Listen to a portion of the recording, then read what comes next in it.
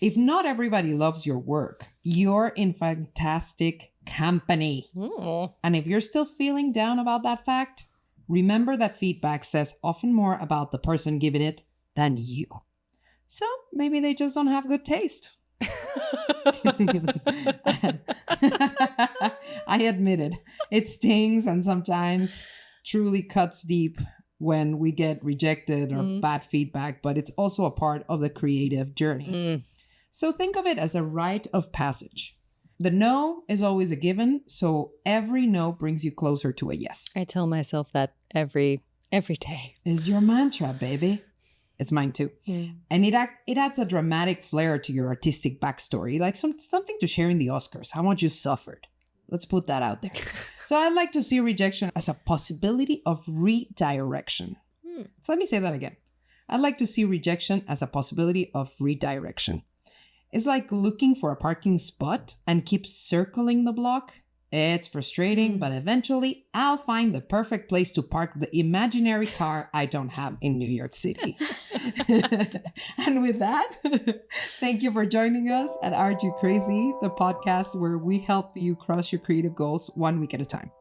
My name is Tessie. I'm your host today. I'm an actor and multi-hyphenate with a sturdy passion for mental health advocacy. And with me are my wonderful super co-host, Erin Elizabeth Reed, a former attorney now pursuing her true calling as an actor, writer, and director. And Mel Mandara, a successful marketing director who helps small creatives make money online doing what they love. And in today's episodes, I want to talk to you all about how to give and receive feedback and deal with the inevitable magic sauce that comes with it. Rejection. Bum, bum, bum, bum, bum. I'm looking forward to this episode.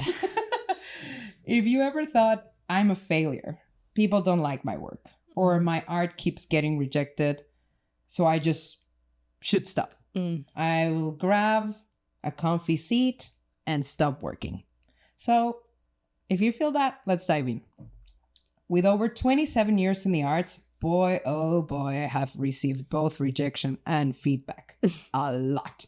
I remember living in this spiral of sadness for a long time, in a sort of paralysis where I stopped working on my creativity and my art at all. So it's like, what's the point of all this if nobody cares what I have to say?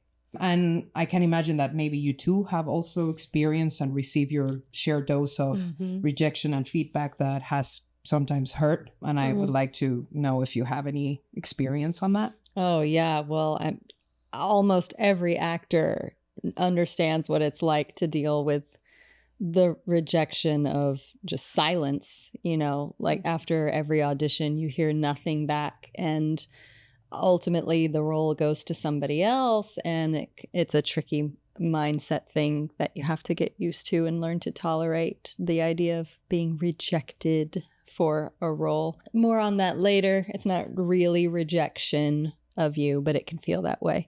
And I know a lot of people from the outside are like, how do you deal with all that rejection? Like, well, it's a muscle. Sorry, I'm rambling, but yeah. No, it's a skill. It's a skill. What about you, Mel? I don't like critique, I don't. But rejection, on the other hand, is different. I don't feel like I've really been rejected at all most of my life. Like, schools I've applied to, jobs, I don't think I've really had to deal with much rejection outside of relationships. But that's for a different topic. That's different. But critique is a completely different thing. It's hard for me to accept critique sometimes, but I'd like to think I'm getting better at it.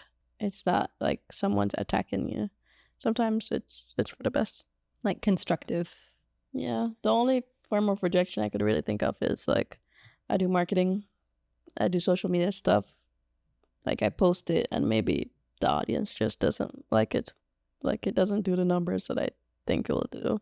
Yeah. That's the only form of rejection I could really think of. Well, that's pretty cool. Like, to think about that you haven't experienced that much rejection. It brings me so much joy. Yeah. Oh, thanks. And it's cool that like you're saying it's also embedded in what I planned for this episode about it's not an attack against you, right? And that's something that I really want to talk about. You know, I'm all about reframing limiting beliefs, so I offer this for you. Rejection is nothing but an endurance test. So let me tell you a little story. When I lived in Paris, I had a thought once that probably will not, let's say that again, will not be politically correct here. Jesus. But since I'm an immigrant too, I'll allow myself to be bold with this story. Okay. So one day, drinking a nice bottle of red wine with my high school friend Jessica, right in front of the Champ de Mars, staring at the Eiffel Tower, the lady who lights up at the very top of the hour like a wonderful vaudeville star wearing a sequins dress. Right at the moment that happens, my brain built a story about a series of stationary bikes existing inside the Eiffel Tower with a bunch of immigrants pedaling them to generate enough electricity to light the Belle Eiffel Tower every hour, all while fiercely competing to obtain their legal papers. Wow. Okay, let me explain this better. So, Wait, the Eiffel Tower, and there are people like, it lights up every hour, and you think there are little people in there just pedaling to generate electricity, and the in more order you to obtain the legal papers. This sounds like it could be a Black Mirror episode. It could be. Write it, submit it to Netflix. What the fuck does she? So that's what I said. It wasn't gonna be politically correct, but that's what I thought. And in that moment, I was also an immigrant in France, not only an immigrant now in America. So, and yeah, this is a copyrighted story. So if you get creative, invite me to make the film with you instead of getting sued. In my story, some of them would actually succeed because they endured, and some would not. You know, it was like the Tour de France, and like the movie The Triplets of Belleville, that if you haven't seen, I really strongly recommend it. It's really cool. But when I snapped out of my thought, of my story, and then I shared it with my friend Jessica, it all turned into like this giant dark humor joke as we both sang out loud a song in Spanish that's called Todos Me Miran, which is like about sexual liberation in a sequins dress. So like it all became like a different thing, and it was so much fun. It wasn't like, oh, poor me as an immigrant. It was more like, okay, let's see how we can become the Eiffel Tower. But what I didn't know back then is that my thoughts were a subconscious reflection about my own endurance as an immigrant in France. So later in America, and the journey to continue carving my artistic career. So now that I have a green card, I'm still pedaling. I'm still in that bike. The reason? Because I want to be the Eiffel Tower and not just the one pedaling the electricity in it. So that's kind of like the subconscious metaphor that I came up with this crazy story. I am the one that's going to want to wear the sequins dress. That's where I'm aiming for. So that endurance has been what I needed to figure out what to do when the feedback became the only thing that was crushing me. And what, are you saying that my masterpiece needs more work, huh? Are you kidding me? How dare you? Well, Picasso had his awful dose of criticism, and he was Picasso. So let's just all breathe easy and let's unpack this beautiful thing of feedback and rejection and criticism. Your worth isn't determined by a handful of opinions. Feedback is like ordering a pizza and having someone say, "You like pineapple on your pizza? Hell no."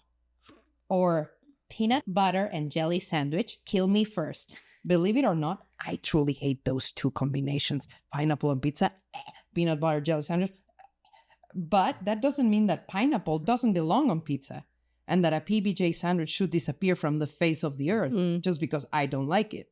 Of course not. So we live in a world where we often have to go through an examination process to validate our ideas. There is this constant scrutinous looks of like how, and especially you mentioned it in another episode about like social media magnifying this, about it sometimes becoming this tricky place where you need to get validation from the outside in order to do what you want to do. So there is actually a wonderful trick in receiving feedback, and that is nothing but mindset shift. It sounds really easy, but it actually is. At the end of the day, all the other things that are out of your control, like if someone tells you that you're doing great, like, oh, okay, if you got the job or not, they're out of your control. How you react and how you receive it and how you frame your mind belongs and is actively up to you.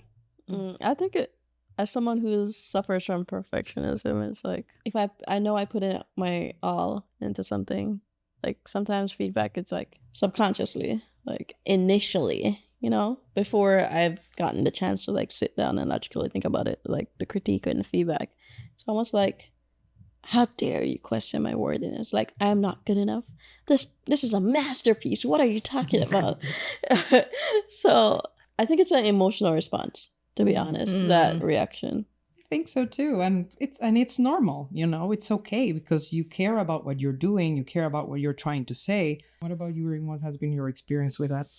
Yeah, I'm better about it now, but I definitely remember periods of my life where I was so invested personally in the work that I was putting out there that any critique on the craft, which may have been well earned, felt like a personal attack on who I was as a person.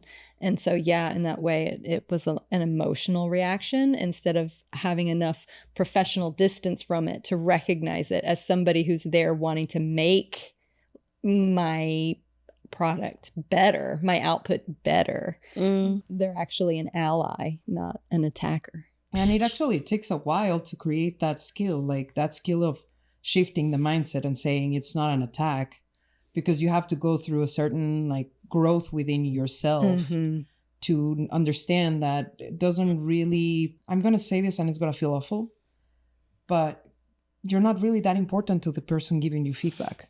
They're the center of their own universe. You are the center of yours.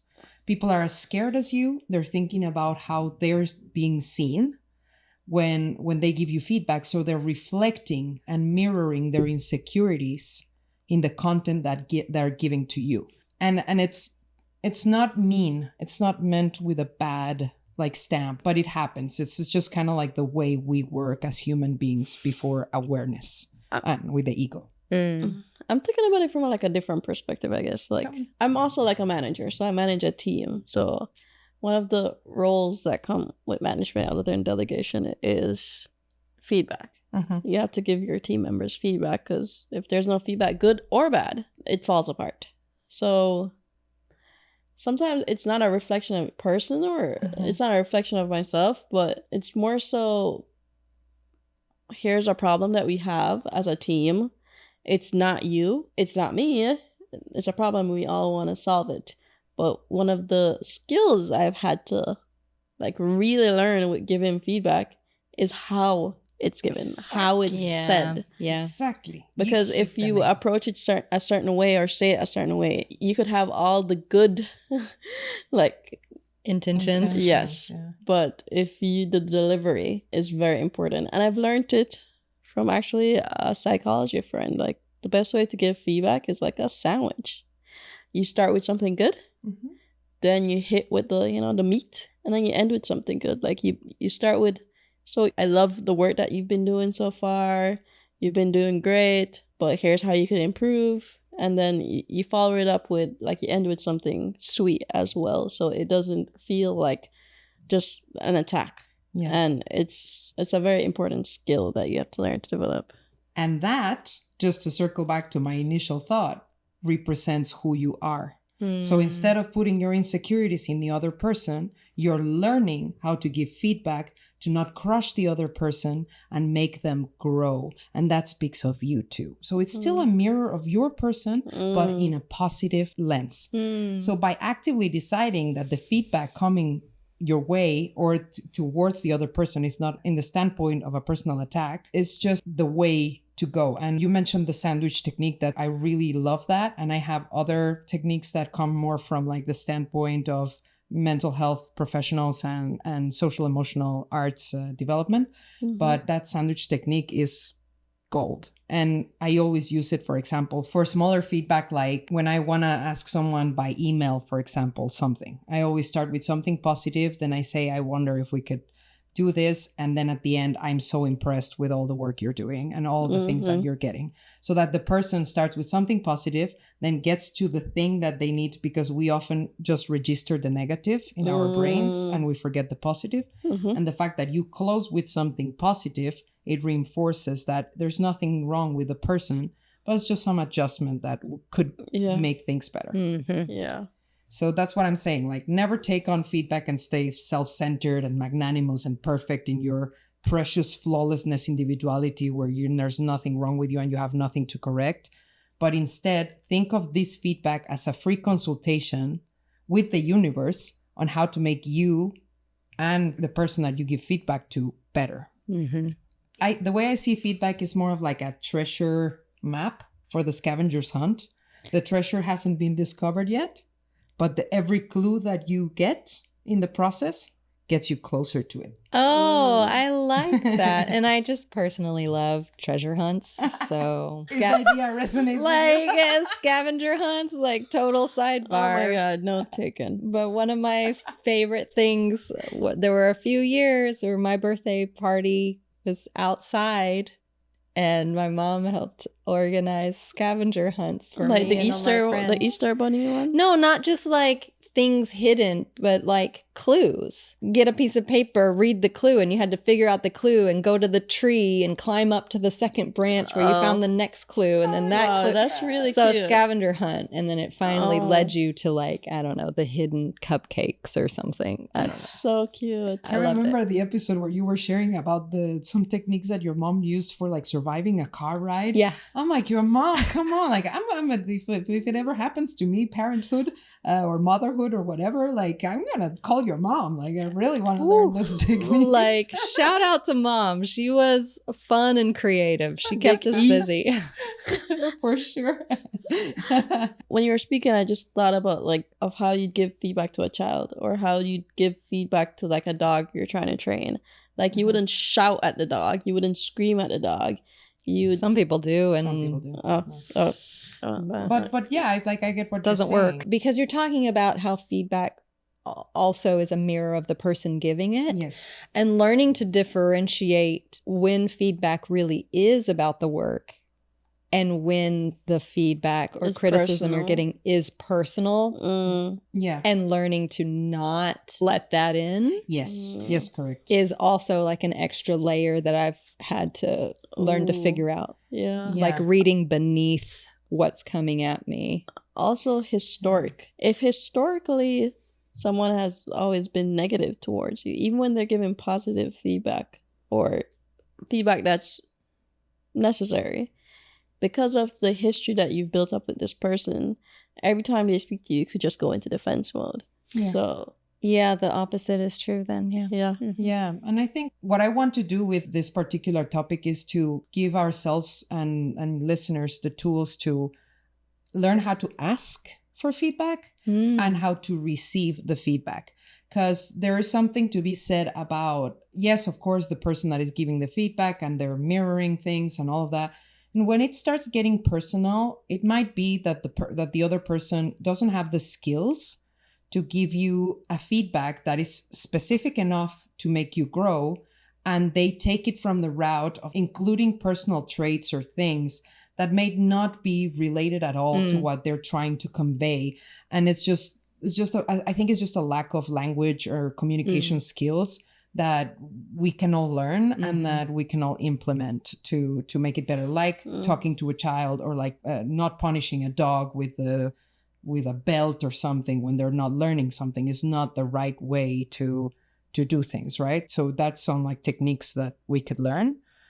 Yeah. Okay. All right. So we can't fix or control how other people give feedback, but we can learn how to ask for and receive it and give it ourselves. Exactly. Contribute to the positive numbers. Yeah. Okay. Great. Or you could just fight.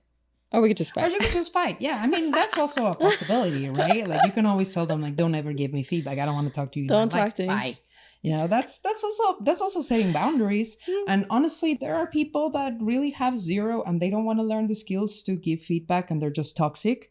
and then just like brush them out of your life. That's great. Yeah, sometimes feedback is feedback, but then sometimes some people, if you don't have anything good to say or nice to say, like they just, yeah. Don't internalize it. Yeah. Not everyone's opinion matters. Did it?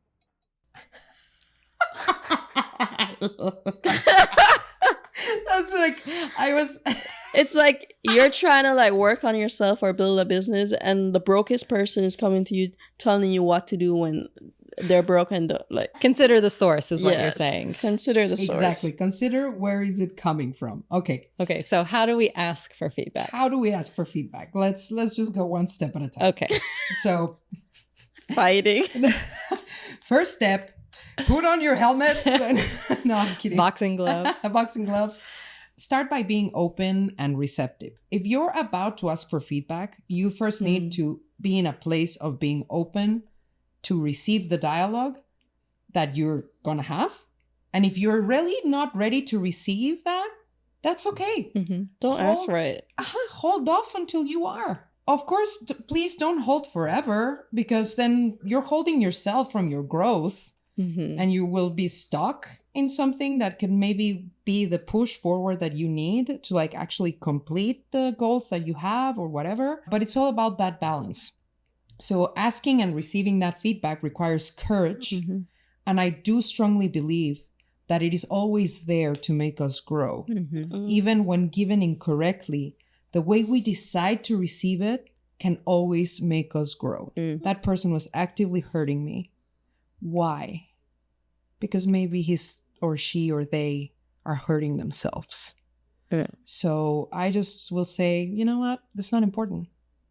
Like, you were mean to me. It's not important. I decide to not choose it.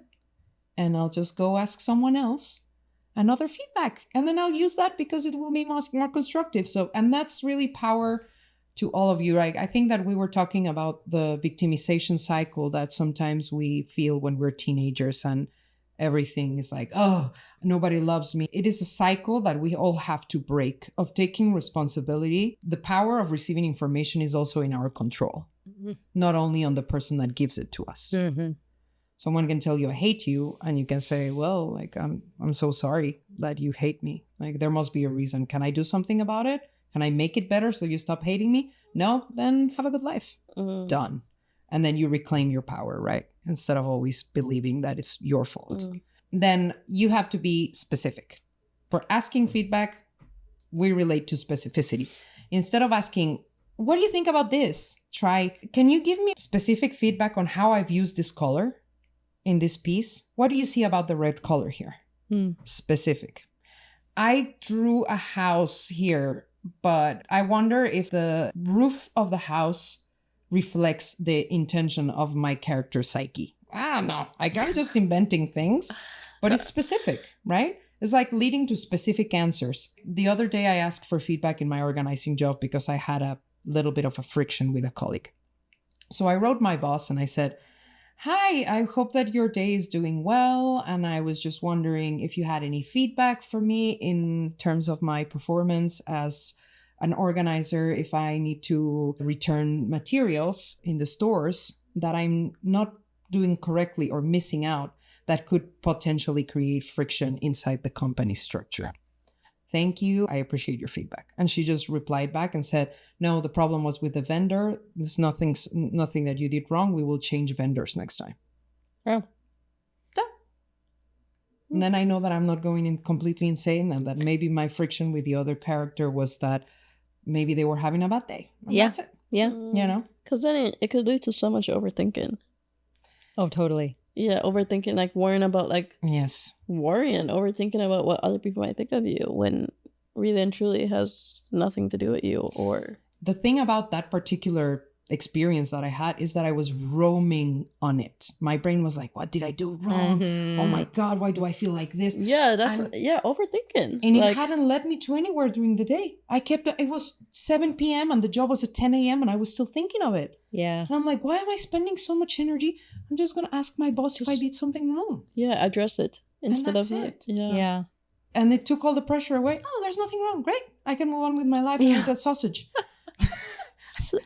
Some people don't react well to that. like you addressed in it. Like if there's an issue and you Want to confront it, just to get it off your back, like just for your mental well-being. When it's something urgent and you really need to address it, I would always advise, like if there's a team involved or is there anything more than the person that is receiving the feedback, take the person aside or tell them, can we talk separately at some point? I just want to ask you something. That's it.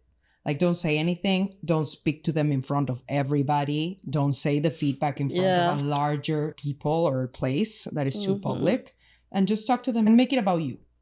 I'm feeling a little bit insecure about this particular subject. I wonder if there's something that I'm missing out that is not helping you. And how can I make it better? You know it's not about you, but you're making it about you. So you're removing the pressure of the other person to become defensive and bring the sword out of like, what is it going to tell me? And they might actually reflect and they might say, I think that I skipped a step. Actually, I didn't complete this part of the process and that made everything in the pipeline go wrong. So let me review that step again and maybe we can find a strategy to work it together collectively. People are more open to receive information about correcting certain things when they're offered the opportunity to not being with the arrow pointed at them. Mm-hmm. If you turn the arrow towards you and you still tackle what matters, it's weird. It feels so weird and counterintuitive and it sounds condescending, but it's not. It's an exercise. Once you start developing those techniques, it really doesn't come out as condescending or anything. So feedback is really just about communication. Also, when you're asking for feedback, target your feedback provider. So let's imagine that we're calling a medical provider. You have a cough. It hasn't left you. You want to be covered by insurance. And if you don't have insurance, you want it to be affordable, right? You don't want to like just having to take care of your cough and then end up worse. So make sure you're asking the right people for the feedback. The same way that you would ask the right provider for your needs and your insurance and your affordability for a cough drop or a cough medicine. If you're working on a fantasy novel, ask someone who loves fantasy, who indulges in the realm of myth, or a professional with success in that field, and not your uncle who's fixing cars. Yeah. You know, don't ask a dentist about your eye. Exactly. Like, what the heck? You'd be surprised on really how people want to help you if you have the right approach and the right tools to ask. There's a fabulous book that I will put in the resources that's called The Art of Asking. And I don't know why I didn't put it in my breakdown, but see, fighting perfectionism is here. So I'm flawed completely. And the worst case scenario is that people tell you, listen, I'm very busy right now, but can you contact me at the end of the month? And I'll see what I can do. Or they just ghost you. Or they just ghost you, and that's on them.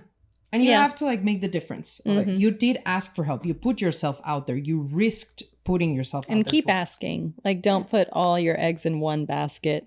Ask multiple people that would have relevant experience to provide feedback for you. Exactly. And also receive the help, right? If someone already says, okay, then I'm going to help you, then open up and receive the help. Or don't ask it in the beginning, but we already talked about that. Now, always ask for solutions. Don't ask for what's wrong with your work. Don't say, what do you think is wrong here? What do you think is missing here? Forward or redirect where you feel stuck. For instance, I'm struggling with the pacing in this chapter. Do you have any suggestions on how can I improve the pacing? I feel it's too slow. How can I make it faster without losing the idea? Specific, measurable is getting you out of the challenge that you're facing. You're not asking them if they like what you're writing about. You're asking them about the pace. You feel it's slow. How can you improve the pace? Done. The same way that you would go to a mechanic and say, my car is not starting. What can I do with the motor? Oh, it's actually not the motor. It's actually the transmission. Great. How can we fix it? Well, let's change the transmission. Easy peasy. This invite actionable advice rather than just vague criticism. Oh, I feel like this is not going. I don't care about what you like. I care about what the pace can be, you know? And obviously you're not going to say that to the person that you're asking for a favor, but you set yourself for success instead of maybe you can reinforce your self-critic or your inner critic by saying, oh, I shouldn't even write this in the first place because it's not even good. Set the tone. Let your reviewers know what you're looking for. Are you seeking for an overall impression? I'm working on this idea of a book, and I wonder would you think that it would be useful for people? What do you think? That's it. That's overall impression, but it's still specific. Or technical corrections. What do you think about the spelling of this particular thing? I'm cooking. Is it salty? Is it sweet? I love it. Like, yeah, I'm trying to figure out an outfit. What do you think? Do you think it would be good for a gala? Or would you think that it would be better for a night out with my girlfriend? Mm-hmm. Or they're two different things. Yeah, I've got this outfit, but 2 different pairs of shoes, you know? Yeah. Very specific. Yeah. These are the options. Which one? These ones make me feel comfortable, but I'm afraid, you know, they don't look dressy enough. These ones are very dressy, but I don't think I can walk in them all night. Yeah. And I would probably say, do you have a nice bag where you can fit the comfortable ones? Wear the nice ones when you arrive, when you make an impression, and go to the bathroom and change them and you don't care.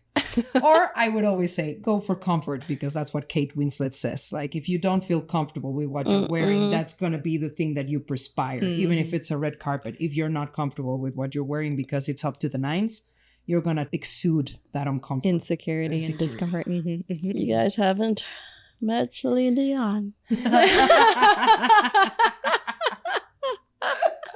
Like, she's wear shoes where her toes had to spread like this to keep the shoe from falling out, and she's wearing shoes where her toes oh, hell no. She's like, give it to me. The shoe don't wear me. I wear the shoe. A little bit too extreme, and because I'm really passionate about mental health and building emotional skills, let's work on the other side of the coin and offer some tips on how you can give feedback on creative work. Specifically, I'm going to focus on creative work because this is Are You Crazy? Think of the creative expression as a very delicate porcelain vase. If you handle it wrong, it can break, and the price could be very high. The price is this metaphor, which is called karma is a fucking bitch. So ask yourself this question before you give feedback.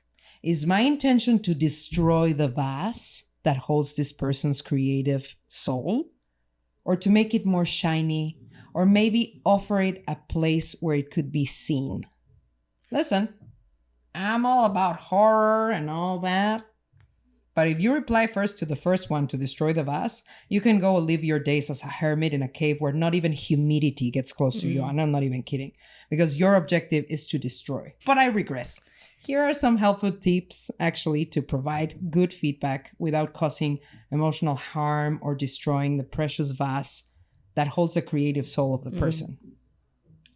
It's not at all about being delicate and condescending. It's about how to make someone grow without crushing their spirit. Can you balance the difference? We can dive deeper into this.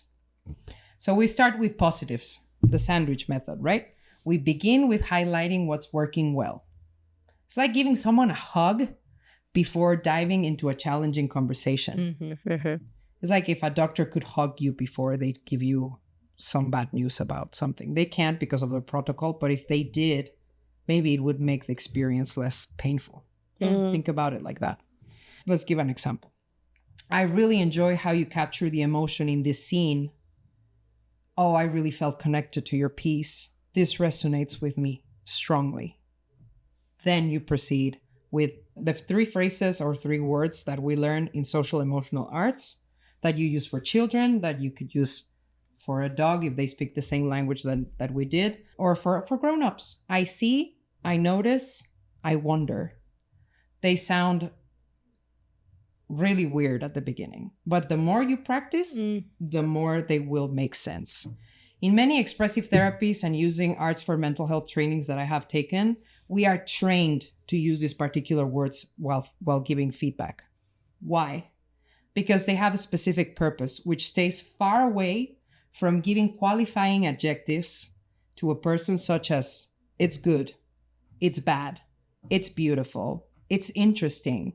Those are too subjective and they're not truly helpful. So instead, we can use this phrasing objectively to ignite the curiosity in the person and And so they're more open to receive feedback. We take on the responsibility. I'm going to try to ignite them and not just give what I have to say, give my spiel. So it is about asking questions and being observant of what is there and the possibilities that could sprout of it.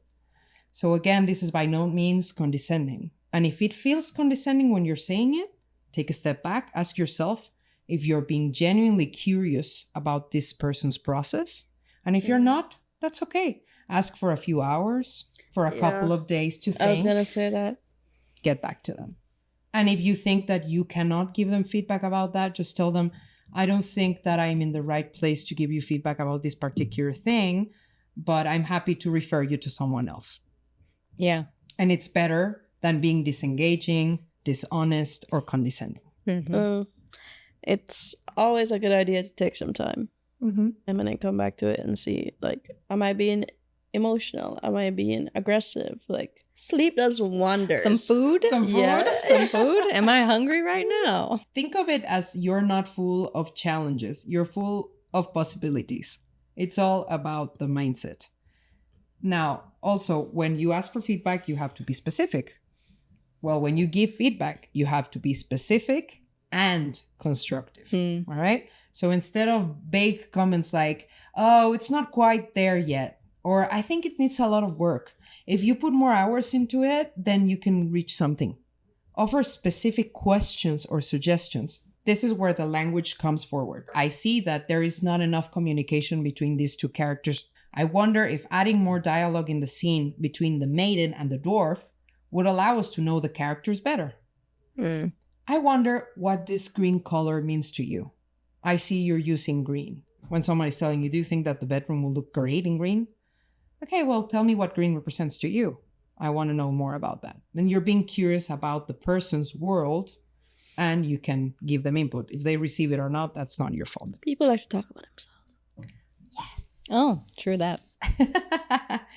You're not only being specific, but you're sparking the possibility, a way to explore and ignite their curiosity. Because they say, oh, no, they're not supposed to be talking. They're not supposed to be dialogue there. And you're like, oh, I never thought about that. This makes me wonder if the dwarf would talk telepathically. And then that makes him and the maiden create a connection. I wonder if that could spark a love connection between them. Is that where you're going for? Or is it a friendship? Or is it a quarrel? Oh, you're igniting so many possibilities that maybe that person didn't even think about. They will go back fiercely to it and say, oh my God, they speak telepathically. If that resonates with them. It's almost like planting a seed. And like people like thinking that they're like geniuses, like, or like they like praise, like they're like coming up with stuff. So if you plant the seed to get them like excited and like making them think the idea was theirs, even if I knew that I put in the work like behind the scenes to make something like a task come out the way it did, but it was someone else's like idea or they did some of it, I would like let them get the praise for it. It's the small things like that. People like that feeling, that positive feeling. Again, it speaks of you. It speaks that you prefer to empower because that's maybe what you would like to receive. So you're putting out there what you would like to receive is a mirror of you. Never thought about it like that. Yeah. I hope you can notice that this creates a doorway for you and the person. And also, you're allowing for the person to decide for themselves. Not just dictate them how you want for things to happen or how the idea of the things that you have should be placed. Because guess what? When you're giving feedback, you're not doing the process. You're not part of that process. That process is within the person. So you don't know what they're going through. You don't know if they could do it better or they could do it like you see it because you're not doing it. Yeah, we each have our own creative, spark, genius lens that we work through. And that's why there are many different points of view in the world that some people can identify with you, some people can identify with you, some people with me. And that's kind of cool. Yeah. Another tip is be mindful with the creative's vulnerability, which correlates to everything. But creativity is something very personal. It's not as quantifiable as finance, where if you give me $1 and I give you another $1, we have $2.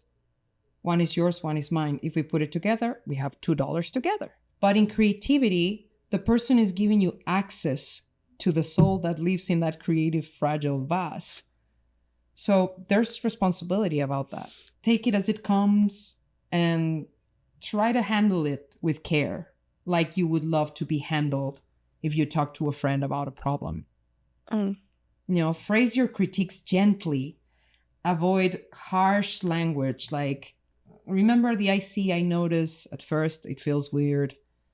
But with practice, and nowadays, let's face it, we all need to learn how to be kinder, more generous, and respectful to one another in general. Yeah, that's what I was gonna, I was kind of thinking about, when you said creativity is not measurable. I work in marketing, so, your numbers are your numbers, how other people receive it, and you can see all the metrics. But I feel like social media has created a world where people just, they can hide behind their keyboards, so it's very easy to give critique. Yeah. And just negative comments. It's a harsh, cold world, and I wish more people are compassionate. It's crazy the lack of generosity and kindness, or just offering a smile to someone that is entering a shop or something. Little techniques to make the world a little bit kinder and not more hostile. So yeah, by harsh, I mean saying, instead of saying this doesn't work, or I wouldn't really give this a try. Ignite, inspire, empower. Stay curious. Stay present. Stay present. The blue pill or the red pill. If you're offering feedback, there is no time for multitasking, for looking at your phone while you're giving feedback. Just be present with a person. Imagine your own vase, your own soul in it. And once again, remember that karma is a bitch. And the way you treat others is the way you will be treated. Sorry, it's just cause and effect. Another tip that I would give is conclude with a note of encouragement. So that's kind of like the sandwich. We start with something positive, then we go to the meat of things, and then we end up with a note of encouragement. Let the person know that you believe in their potential, if you really believe it so. If not, again, pass on the feedback, tell them to give you a few days, and tell them that you're excited to see their progress. Thank them for their trust and for sharing their work with you. You'll be surprised on how much people will ask for your feedback and your opinion will become important because you validate that person's existence. Think of it this way. You're not only giving feedback, you're building relationships. You're offering the treatment that you would like to receive within your actions. You never know how this amazing, generous energy will come back to you, really. And we are shifting mindsets and keeping feedback compassionate and constructive. So your help can nurture someone else's creativity while at the same time fostering a positive and supportive environment. And wouldn't that be great for all of us to have that as well? Yeah. Law of attraction. Law of attraction. We're all in this creative journey together, and the empowerment you get by helping someone grow is equivalent to the empowerment that they receive by knowing that you actually care about their creative voice. After all we want as humans is to be seen, heard, and to belong. It's as simple and basic as that. Good. With that mellow and very corny note, lovely folks, this is the end of this episode. As a takeaways, please remember that feedback is a step closer to your masterpiece, is a redirection to the land of possibilities. And I invite you to embrace it as an integral part of your creative journey. It means that you're being open to change and that you're ready to evolve, which is the sign of a true artist. Thank you, Mel. Thank you, Erin. Happy to be here. And thank you all for listening. Stay crazy out there, y'all. Stay crazy. Yeah.